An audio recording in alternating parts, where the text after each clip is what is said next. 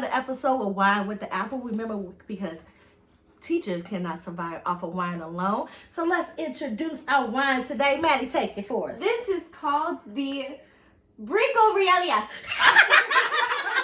I love it. You have like an Italian accent with it. It's also known as Moscato. Yeah, it's just a Moscato. What you guys think about it? It is tasty. It's delicious. So sweet, and we kind of finished one bottle already because it was just that Not good. we. Because it's Friday. Because it's Friday. It's Friday night, and I feel all right. Were you really? Yeah, she was. Okay, She was. bring Yeah. my speak of life. Okay, so we have a game for you guys today, and then we're gonna get into today's topic. Okay, so our game is guess what's in the bag. We all pick 5 items from our classrooms, and we put them in a brown paper bag. So we are going to exchange bags, and we're going to reach in and fill one item at a time to see if we can guess what those items are. Okay, Sound good? Okay. Okay. So this is mine. Who wants mine? I'll take it. Okay. Watch out, mine bites. Ooh. You gotta switch yours. Okay. Hey, she wants the biter one. So you can't look at it. Okay, I will shake it up a little bit. Okay. Shake it up, baby. Shake, shake, shake. Okay. Ooh, this sounds like breakable stuff. Yeah, be careful. I forgot. Go ahead, Betty. You start us off. Look. A dry eraser. Yeah. Yeah. What do we use those for, you guys? Our little whiteboard. Yes. All right, my turn. Oh, you got a lot of interesting things in here. Is this a post-it note? Nope. No post-it notes. No, you have mine. Oh, I'm sorry. Yeah, this post-it note. Oh. Fair contact. Parent contact sheet. form. Okay, tell them why we use this. To keep track of who you contact, how many times you contact. Okay. Okay, that's a good one. Okay. This sounds like breakable stuff in here. Yeah. This is. I don't think I can move it around. This. Oh.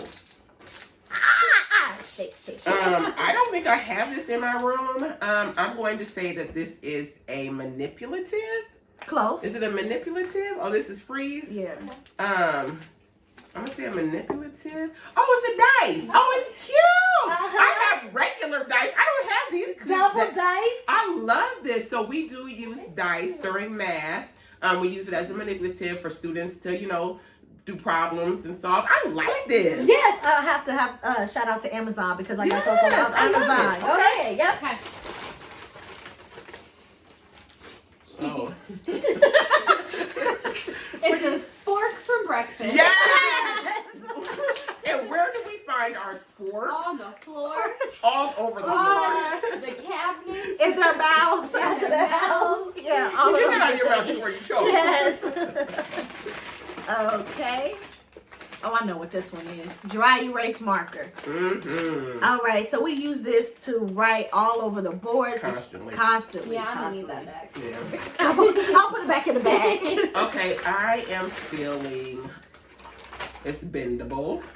I'm gonna say this is I think these are also post-it notes, but I don't know. She got some interesting stuff in her room. I wanted to make it interesting. Let's see. I'm gonna say post-it notes, but I don't feel pages. Nope. I don't feel pages. It's bendable. Ooh. Do the students use this or you? The students. No cards. No, It's a manipulative. Is this another? Girl, what kind of manipulative do you have? I got all types of Fractions. stuff. Yeah. Oh, I don't Wait, even yours have. didn't break apart? No, I haven't broken it apart yet. Oh, okay. That's why. Yeah. Because I'm like, oh, okay. So these are awesome when we are teaching fractions. Our students love fractions, but it's one of the more difficult concepts for them to grasp. So manipulatives like this are awesome. Tools to kind of give them a visualization Love that. of what Awesome. a 1/4 Yeah. is. Yeah. Oh, me again? Yeah. Okay.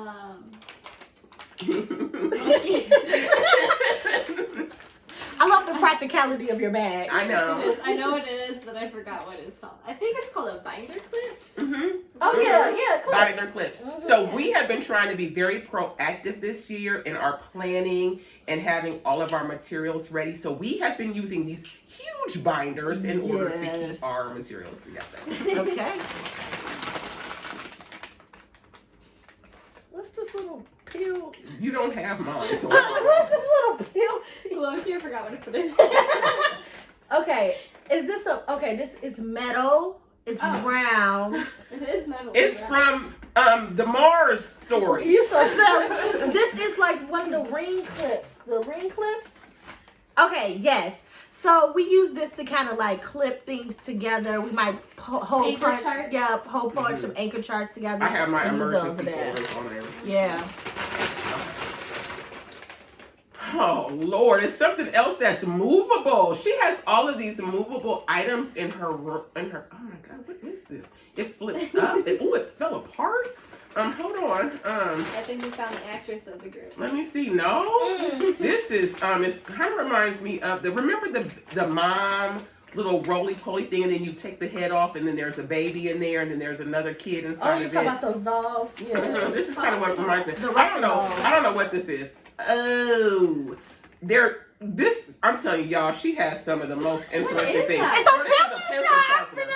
It is a pencil sharpener. Girl, look at this. Look at everything that it does. It's turning and twisting. We don't have those. She has the most creative stuff What in the world? at all. What does this do? It Exactly. does everything. Look, Look it's at an that. eraser. You can sharpen it, and then like my thing is like I don't like the shavings on the floor, Is that so they crazy, can turn it back, Mandy? turn around. Thank oh, you. yeah. How would you guess that? I've never seen a pencil I sharpener love like it. that. Is it you just have one? Huh? You just have one? It's just the one I use at my desk. Wow. He has got the eraser, all of this. I was gonna say something not appropriate on TV, so video, but I'm gonna watch my mouth. My turn. Yeah. Teachers don't say bad words. A band-aid for all the boo-boos. Okay, so in And my the room, invisible ones. in my room, my students ask for a Band-Aid about at least 4 times a day. Miss Keys, look right here, I got a cut. Baby, there's nothing there. It hurts. Well, you don't need a Band-Aid for A that. dog bit me 4 weeks ago. Mhm. I need a band-aid on it. Mhm. All right. Oh, a ball, Mm. but it's hard. Oh, what in the world is in your Listen, bag? yeah, it's a ball. Do you remember that one activity that we saw at like 2 or 3 years ago where they like pass the balls back and forth and you have to like keep them going in a circle? Yes. I have all those balls. Oh, this is like heavy. You gotta be careful with this bad boy. This is heavy. Okay, I'm down to 2. Dun dun dun. This is truly a manipulative. This is one of the cubes. Yes, this is a cube. Yes, I love these things. We have a ton of these in our rooms too. You can use them for addition problems, subtraction problems. You can use them for just about anything, writing number sentences. I love this. Okay, my last one. It is a eraser. And it's Santa. Oh, And- that's it's super not- it's cute. not only an Oh, eraser. and it goes on a pencil. Come on Oh, now. they're the best Yes. ones. Yes. Mm-hmm. Okay. A little Christmas. Ho, ho, Oh, ho. oh. I think I have an eraser too. Uh-oh. It's like itty bitty. Oh, this is so cute. It's a little egg. Oh, that's really cute. I like Does it. it go on the end of a pencil? No. Oh, but It's that's just a really cute cute. egg. Mhm, that's adorable. Okay, and my last one is this girl. It feels like a Chuck E. Cheese coin. Yeah. It's a coin. It's a coin. Coin. Again, she was math minded. I sure was. Very math minded, and it helps our students with counting money. Yeah. Yay. Awesome game, you guys. I enjoyed it. I think like when I look around our classroom, I didn't realize how many math manipulatives I have in my room. And look at you not being that math type person and all of those resources you have. So many. So we also, today we were talking about some things and we wanted to introduce today's topic. And what is our topic today, ladies? Stepping up. Stepping up. Well, maybe be singing to us all day long, but we wanted to talk about stepping up, whether that's in your building as a role, if you're a support staff, a teacher, whatever the case may be. And I think that was the thing for us this week.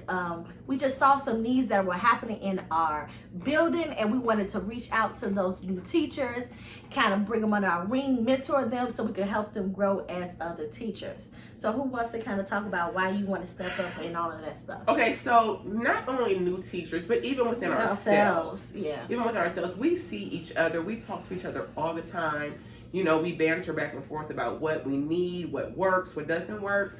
And so we step up within our own team across the board. But I think turning a blind eye to your other members of your school is counterproductive.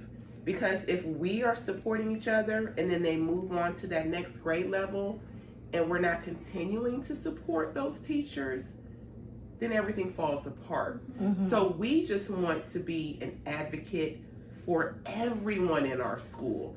So when we saw, like Ms. Freeman said, when we saw the need for some support, we wanted to go ahead and just jump in as those givers. Yes. And I think it's very rewarding when you think about it to help other people, because I always try to be very empathetic about.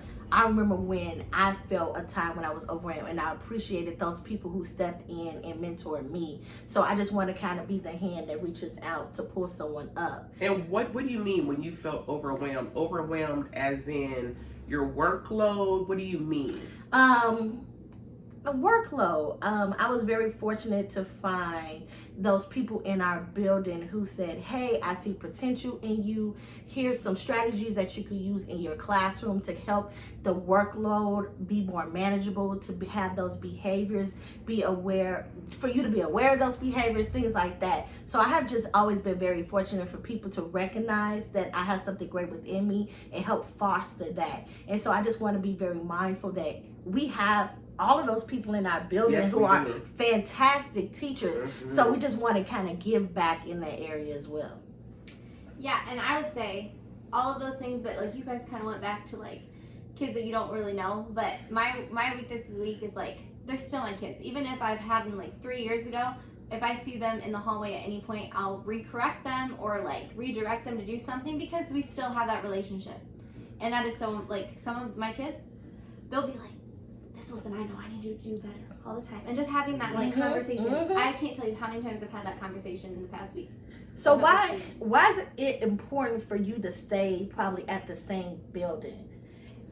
You build, I always say you build that clout. And it's like, Yes. it's not like Talk about it. you know what I mean? But it's like, I even have siblings and they know me, and they like, it's easier to build a relationship with them because they know that I build a relationship with their brother or sister, and it's just kind of like, it makes it easier. It does. It makes it easier. And then I have kids from years past, they always go to my kids now, they're like, you need to act right in her class. She's a good one. You know, like all the time. And it's just kind of like, you're a family, and the whole building is Yes. And thinking back to when I was younger, we had teachers at our school.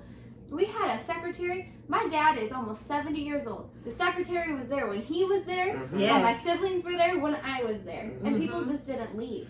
And I agree with that. And using that relationship piece, talking to other teachers in our building. Well, I understand that you might have student so-and-so, I have his brother. Let's communicate about similar teaching styles in order to reach that student. So I think it's an important talking piece as well. What do you think? Or even those talking points when it's like, hey, you know, I know you have Johnny's brother. How did Johnny's brother come to school today? Was he tired? I noticed this. Maybe it was something, you know, a family emergency. You can share, and in that sharing, you can find out so much more information about your own student. And like Maddie said, you know, your reputation, it follows you every year. I saw one of my students who was struggling yesterday at the bus, and there were several teachers around him, and he was very upset. And I just walked over and I guided him away from them because I knew I could talk to him, and we could de-escalate whatever was happening.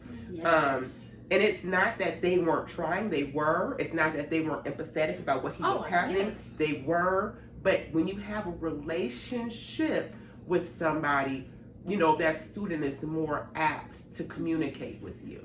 I think that you hit on an important piece with, and I'm gonna bring in my grad school class, is leading with hope, not fear. You know that there might be certain situations where you might be uncomfortable stepping in, but you can't let that stop you from making that impact or that change. Like, For instance, we were able to mentor a student yesterday. They came into our room. We learned with them. We helped them with their math. We helped them in reading. And the old me or that younger teacher me would have been afraid to step in and say, hey, I noticed X, Y, and Z about your room. How can I help?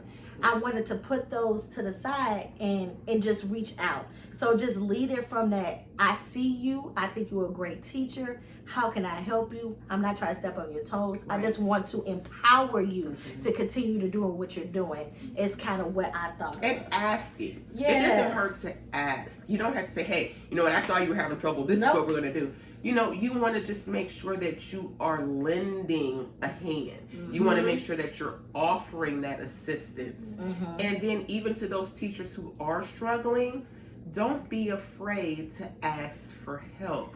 If someone is sincerely coming to you, don't be afraid to accept that assistance. Because we were talking before we got online, if you were drowned, you know good and well, boat come by, you're going to yell, holler, scream, trying to get some help. And you're not the only one who's drowning. You have babies in your room. Freeman talked about this a couple weeks back, where she had a baby when she was first a new teacher. And the baby told her, I just want to learn. So even though Miss Freeman felt, wow, I'm drowning in class, it really hit her when she heard this baby saying, I just want to learn. So when you feel like you're drowning, think about those babies who come to school and truly want to learn. And that's no criticism against you. We all struggle. We all have those times. But we have to be strong enough in our weakest moments to ask for help. Vulnerability. I was gonna ask that too, because like I'm the more inexperienced one, and I am struggling this year quite a bit. But just because I'm like looking back on my years, just being able to accept the criticism, because we're not perfect. It doesn't matter.